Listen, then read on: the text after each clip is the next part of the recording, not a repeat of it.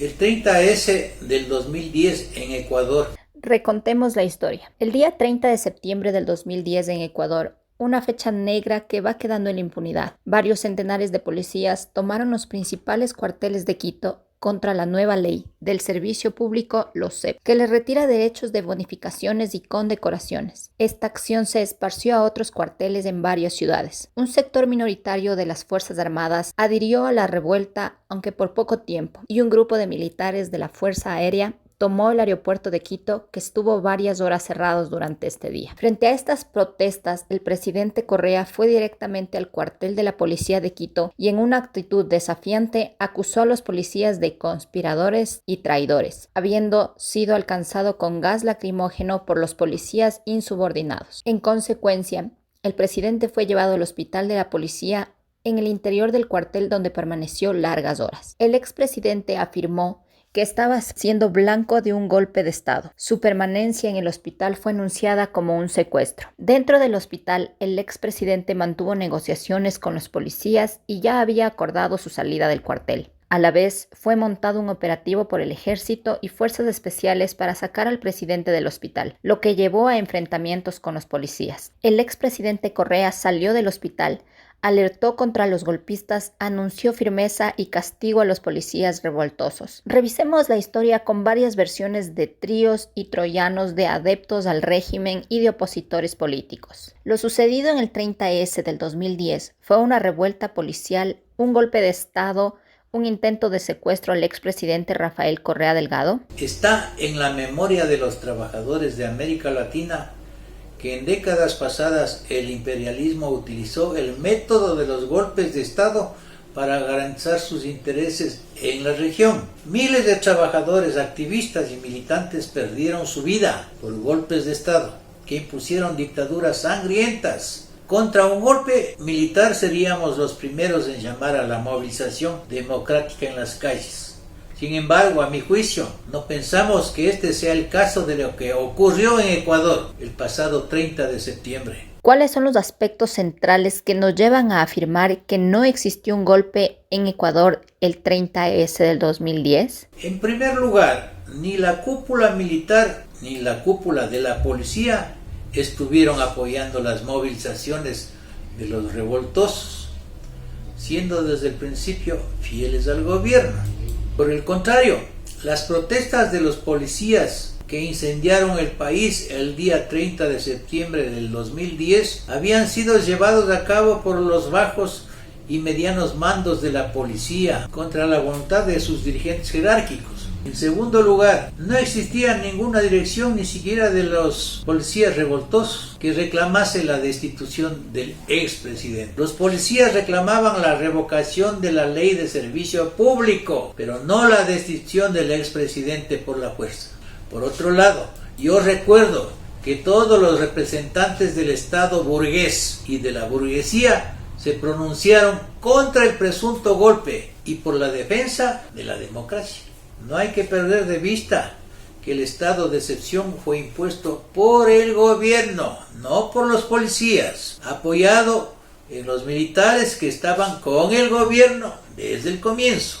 Además, durante todas las operaciones, inclusive dentro del hospital, Correa mantuvo el mando del gobierno y del país, comunicándose libremente con el exterior. Entonces, ¿cómo podríamos afirmar que es un golpe de Estado? Y fueron los propios militares los que le sacaron a Correa del hospital donde estaba ingresado para ser tratado por médicos. Fueron las fuerzas especiales de la policía los que liberaron al expresidente de su presunto secuestro. Es una acción innecesaria, pues ya estaba acordada su salida del hospital. ¿Hubo respaldo a Correa desde los gobiernos de la región con afinidad ideológica? Correa tuvo desde el inicio el respaldo no solo en los gobiernos progresistas, con quienes se relaciona ideológicamente, como Chávez y Evo Morales, sino también de los gobiernos más de derecha de América Latina, como los de Chile, Colombia y Perú, habiendo llegado los países fronterizos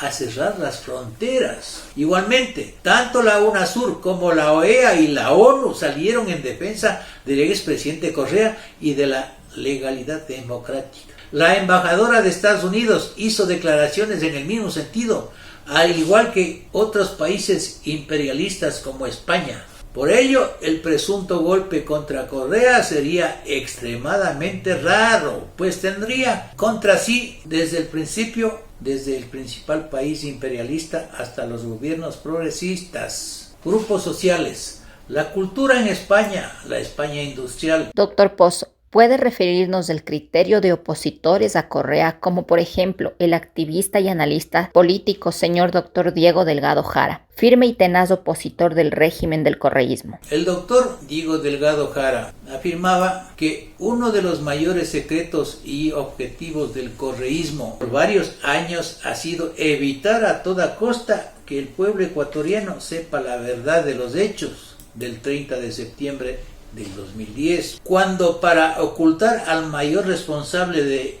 la orden de la incursión armada al Hospital de Policía Nacional se inventaron 3 teorías encubridoras.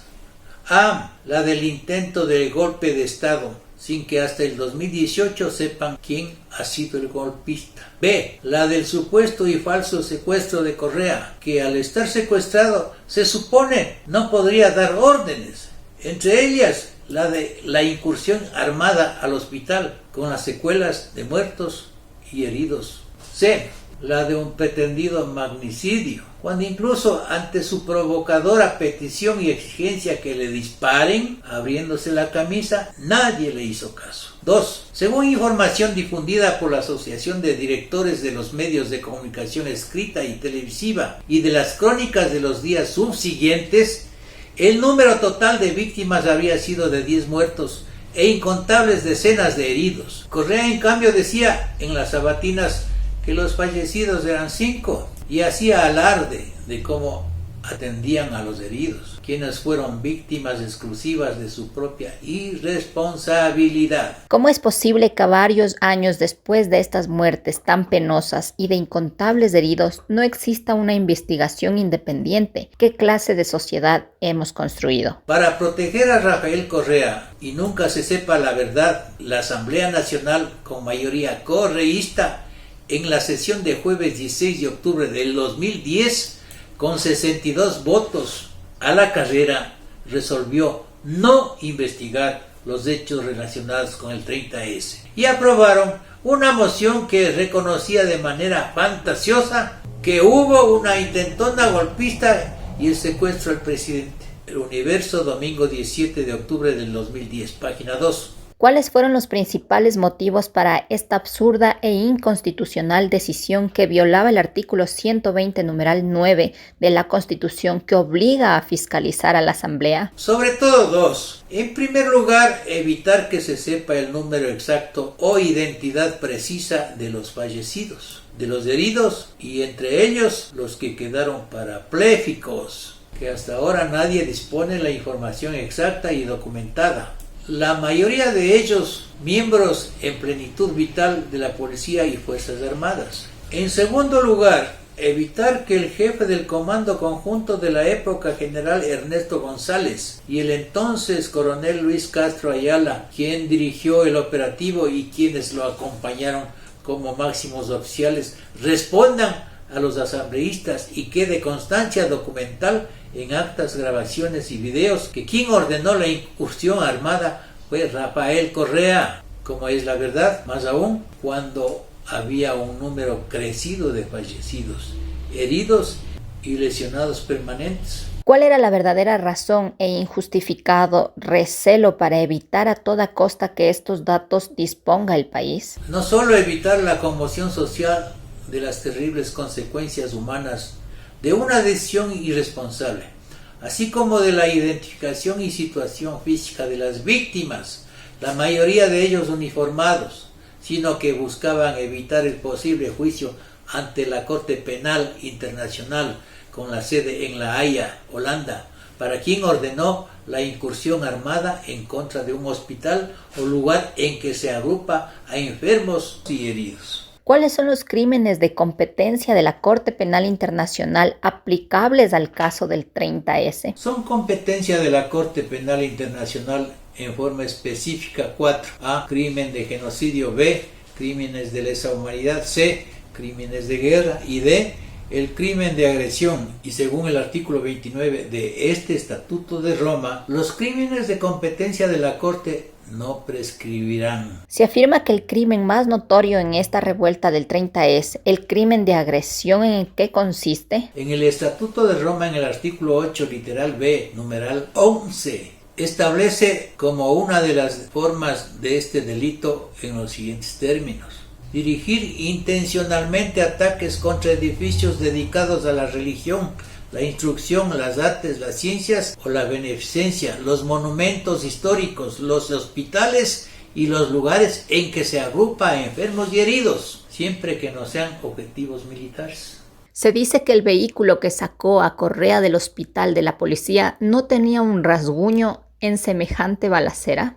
El vehículo Nissan Patrol plateado, propiedad de la vicepresidenta de la Asamblea Nacional de ese entonces, Irina Cabezas, no tenía ningún impacto ni rayón, mientras que el mismo día el secretario jurídico de la presidencia, Alexis Mera, afirmaba de modo rotundo, para reforzar la ficción: no hay que olvidar que cuando sale del hospital el auto tenía orificios de bala, una mentira refutada por pericia de 15 expertos en balística. A decir verdad, desaparecieron todos los proyectiles